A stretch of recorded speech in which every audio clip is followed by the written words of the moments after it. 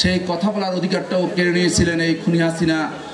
বসতে দেওয়া হয় নাই কোথাও, সহযোদ্ধাদের সাথে নিয়ে আড্ডা দিতে দেওয়া হয় নাই কোথাও, মা বাবার সাথে সহযোদ্ধারা দেখা করতে পারে নাই, ভাই বোনের সাথে দেখা করতে পারে নাই, পিতার জানাজায় যেতে পারে নাই, মা অসুস্থ মাকে দেখতে যেতে পারে নাই, যাওয়ার পরেও গ্রেপ্তার হয়েছে। সেরকম দুঃসহ জীবনগুলো কাটিয়ে আজকে কিছুটা স্বাভাবিক পরিবেশে আমরা আপনাদের সাথে কথা বলতে এসেছি।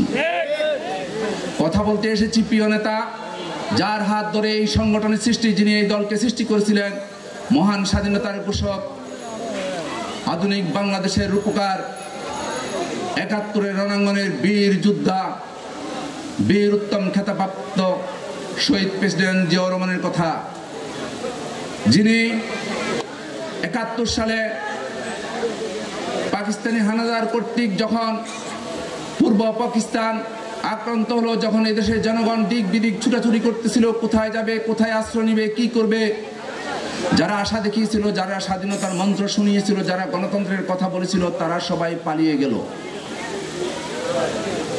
জনগণের পাশে একজনই দাঁড়ালেন, তিনি হলেন সে সময়ের মেজর জিয়া। তিনি দেখলেন কেউ দাঁড়াচ্ছে না, সবাই পালিয়ে যাচ্ছে, কথা বলছিল যারা, তারা পালিয়ে যাচ্ছে। তিনি তখন চট্টগ্রামের কালুরঘাট থেকে ঘোষণা দিলেন, আমি মেজর জিয়া বলছি। তিনি বিদ্রোহ করলেন,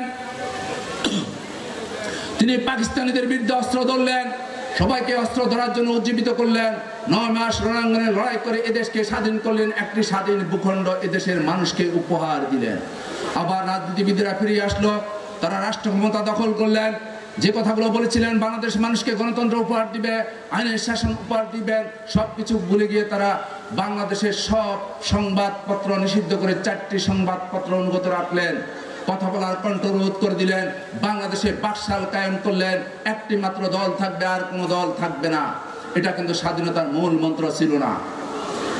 সেই স্বাধীনতা যখন মূল মন্ত্র থেকে যখন রাজনীতিবিদরা পিছু হটলেন, ভুলে গেলেন, তখন দেশপ্রেমিক কিছু সেনা অফিসার বিদ্রোহ করলেন। 15ই আগস্ট সৃষ্টি হলো, দেশের আরেক পরিণতি সৃষ্টি হলো। 3রা নভেম্বর জিয়াউর রহমানকে কিছু বিপদগামী সেনা অফিসার গ্রেপ্তার করলেন।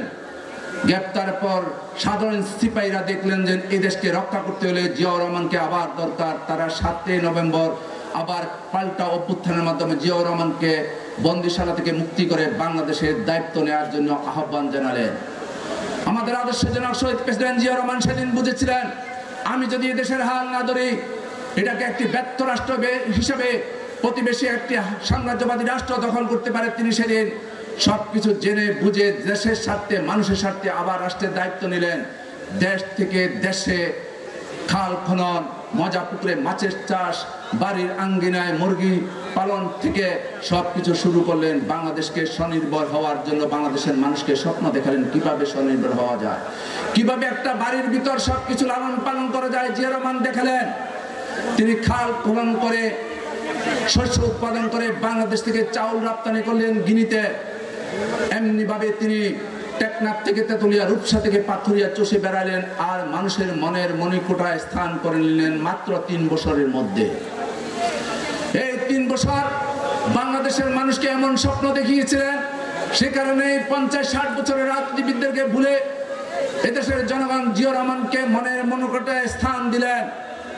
তারপর আবার এই ক্ষণজন্মা মহাপুরুষটিকে চলে যেতে হলো ইহকাল ত্যাগ করে।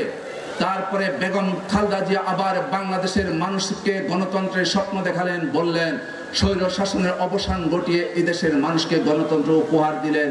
বেগম খালেদা জিয়া গৃহবধূ থেকে রাজপথে নেমে এসে তাই করলেন। তিনি গৃহবধূ থেকে বেরিয়ে স্বৈরাচারী এরশাদকে রাষ্ট্র ক্ষমতা থেকে বিতাড়িত করার জন্য শপথ নিলেন, এবং স্বৈরাচারী এরশাদকে রাষ্ট্র ক্ষমতা থেকে বিতাড়িত করে 90-এর গণ অভ্যুত্থানের মাধ্যমে বিতাড়িত করে 91-তে বাংলাদেশের সংসদীয় গণতন্ত্র উপহার দিয়ে বাংলাদেশের প্রথম নারী প্রধানমন্ত্রী হলেন বেগম খালেদা জিয়া। এবং তিনি বাংলাদেশের মানুষকে স্বপ্ন দেখাতে শুরু করলেন। তলাবিহীন জুড়ি থেকে ইমার্জিং টাইগার হিসেবে বাংলাদেশকে দক্ষিণ এশিয়ার বুকে স্থান করে দিলেন। আমি অত্যন্ত সংক্ষেপে বলতেছি শুধু কয়েকটা কথা। বেগম খালেদা জিয়া বাংলাদেশের মানুষের অবিসংবাদিত নেত্রী হিসাবে মানুষের মণিকোঠায় স্থান করে নিলেন। দেশি বিদেশি ষড়যন্ত্রের মাধ্যমে আবার 1-11 সৃষ্টি হলো। বেগম খালেদা জিয়া রাষ্ট্র ক্ষমতা থেকে ছেড়ে আবার